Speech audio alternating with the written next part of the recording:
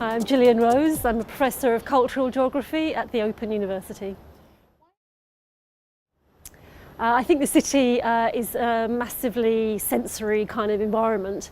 A lot of the ways in which we engage with the city are through our senses. The five that we're familiar with, but lots of other ways as well, kind of temperature, senses of flow, rhythm, volume and so on.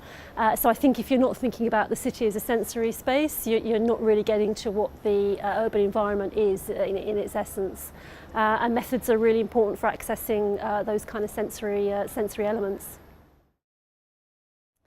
I think the most interesting insight I got from the network at the conference was actually just how difficult the senses are to deal with, in fact.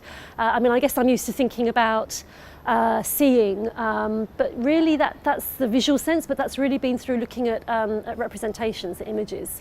I think when we're thinking about actually seeing in terms of an embodied experience, it becomes very difficult to access, and people react very differently to what seems to be the same sensory stimuli, for a whole series of reasons, kind of individual reasons, cultural, social, political kind of differences.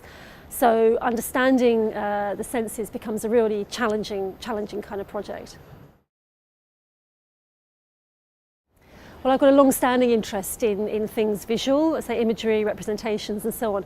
The thing that I've taken away from being involved in this project is that the visual, I think, remains important, but it needs to be specified much more carefully. And it can also be changed depending on the other senses in which a particular visual experience is embedded. And I'm getting particularly interested actually in sound as well. The soundtracks that accompany lots of kind of moving images, but also ambient sound and how that can really affect your visual perceptions as well.